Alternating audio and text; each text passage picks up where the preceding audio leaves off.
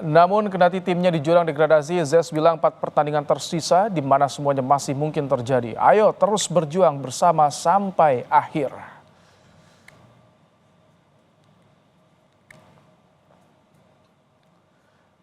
Membahas soal peluang Izes di boyong raksasa Italia, kita sudah bersama dengan analis sepak bola Roni Pangemanan. Selamat malam, Bung Ropan. Selamat malam, ya Ibrahim. Jadi bicara soal raksasa Italia yang memburu Izes kan ada Inter, Juve juga, bahkan disebut-sebut Napoli juga. Ini peluang yang besar, kalau menurut Anda kemana nih, Bung Ropan? Iya, saya pikir memang ada incar dari klub-klub besar, bahkan termasuk Torino, Bologna sebelumnya ya juga mengincar Izes ini. Tapi belum secara resmi ya diumumkan dia mau kemana. Semua tergantung dari Izes dan pendekatan yang dilakukan oleh klub-klub besar yang disebut tadi. Baik Inter Milan atau AC Milan. Karena kalau yang paling terdepan, saya pikir antara Inter dan AC Milan. Ada dua klub dari kota mode Italia ini yang begitu ngebet untuk bisa mendapatkan Jay Ises. Namun konsentrasi Jay Ises saya pikir sesuai apa yang dia dikatakan, bahwa dia ingin fokus dengan Venezia dulu. Dia melihat Venezia sampai kemana, ingin meloloskan Venezia jangan sampai terkena degradasi. Artinya bertahanlah. Posisi mereka memang lagi genting, lagi sulit ya di posisi 18, terpaut 2 poin dengan Lecce yang di atas mereka, 27 mereka 25. Jadi itulah tugas Ises untuk bisa menyelamatkan di 4 pertandingan terakhir. Setelah itu baru dia akan berpikir, saya pikir, untuk bisa kemana, ya apakah ke Inter atau ke Milan.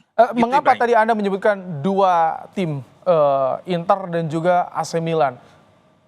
Ya, karena yang akhir-akhir yang paling selalu ngebet ya, untuk bisa mendapatkan Ises itu adalah Inter dan juga dengan Milan. Dan Milan bahkan terakhir itu Ibra sudah memantau pergerakan dia juga dengan scoutingnya dari Inter Milan sebelumnya, bahkan lawan Atalanta mereka sudah melihat bagaimana untuk bisa mendapatkan Inter. Karena kalau bisa dilihat di lini belakang itu center back posisi dari Inter ataupun Milan memang agak gawat. Kalau di Inter itu sudah menua, ya kita bisa melihat Acerbi di sana, Stefan De Vrij. Jadi memang ini perlu ada pelapis yang untuk bisa menggantikan. Maka mereka lihat dengan usia 24 tahun, ini cocok untuk Jay Ises. Demikian juga dengan AC Milan.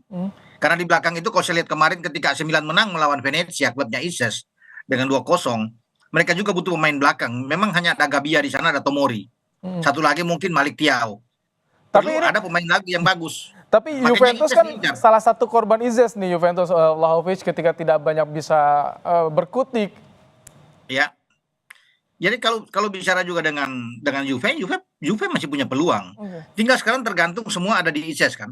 Dan kemudian siapa yang paling berani? Karena pihak Venezia ingin melepas dia dengan 10 juta euro, bisa dikatakan di sini, jadi mungkin hampir mendekati 200 miliar. Jadi untuk mereka ini cukup untuk bisa melepaskan seorang Jay Ises karena dia kapten dan dia pemain bagus. Bagi Inter, bagi Juve, termasuk AC Milan, mereka itu uang yang kecil, cuma 10 juta mereka bisa bayar.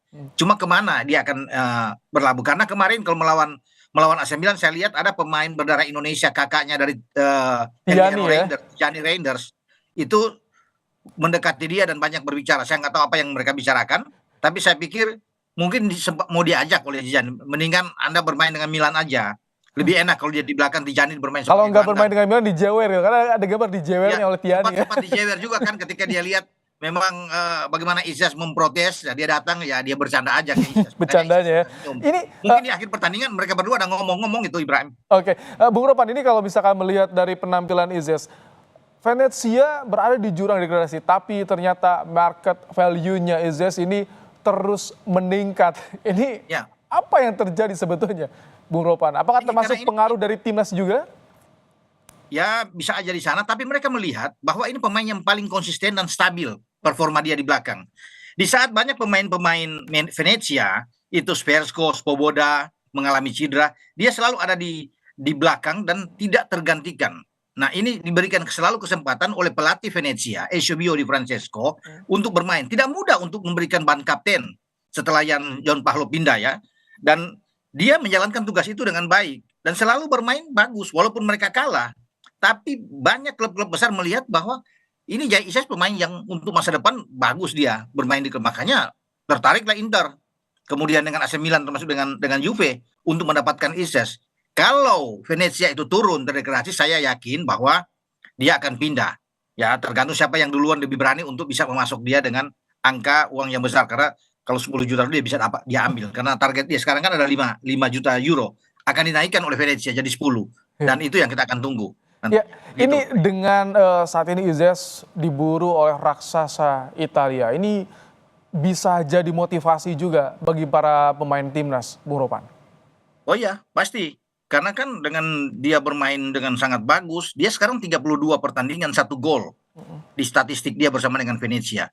Artinya oke, pemain ini punya reading the game yang bagus. Bisa memotong bola-bola atas ya dengan baik, dengan tinggi di 190, jadi dia pemain yang oke. Makanya dia masuk dalam radar utama.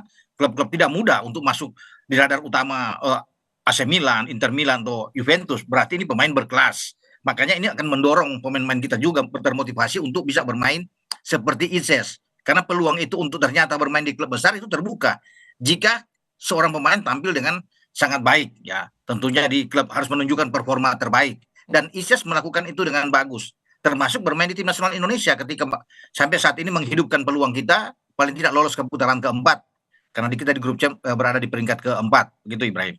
Oke, ini dengan 94% menjadi starting line up, kemudian juga mendapatkan menit bermain di klubnya sampai 93%. Ini sebuah prestasi yang bukan main-main bagi seorang kapten timnas Indonesia, Bung Ropan. Ya, kalau bisa melihat saya bilang tadi kan 32, berarti sekarang di pekan ke-34 hanya 2 match dia tidak bisa bermain, dan dia selalu bisa mendapat kepercayaan di belakang di saat banyak pemain-pemain belakang di posisi center back itu bergantian untuk cedera. Nah, Izes tidak mengalami itu, makanya ini luar biasa. Fisik dia oke, mental bertanding dia bagus. Saya bilang tadi kan, bagaimana visi bermain bolanya sangat jelas, intercept dia oke, tackle dia baik sekali, dan untuk itulah dia selalu hampir dipuji ya oleh banyak orang, termasuk pelatih-pelatih selalu memuji penampilan dari Jai Izes ini yang sangat konsisten. Makanya pelatih dia, Eusebio Di Francesco itu bersyukur bahwa ada pemain seperti Izes yang bisa bertahan tidak cedera loh, tidak mudah. Biasanya pemain belakang itu gampang cedera, tapi Izes bermain dengan sangat bagus dan dia bisa mempertahankan diri dia untuk tidak mengalami cedera yang parah. Jadi itu berbeda dengan pemain-pemain lainnya. Makanya saya bilang tadi teman-teman dia yang bagus seperti Sversko dan Svoboda itu mengalami masalah besar dengan cedera yang sangat panjang sampai di akhir musim. Nah, Izes tidak mengalami itu dan selalu tampil dengan konsisten. Makanya wajar, saya bilang wajar, sangat wajar dia diambil oleh klub-klub besar. Dan saya pikir kalau bisa melihat peluang itu dari 2 klub tadi. Kalau tidak Inter, AC Milan. Itu saja. Oke, jadi siapa nanti raksasa Italia yang bisa meminang Izes jika Venezia masuk ke jurang degradasi? Terima kasih, Bung Ropan. Menarik untuk ditunggu nanti. Analis sepak bola Roni Pangemanan, terima kasih.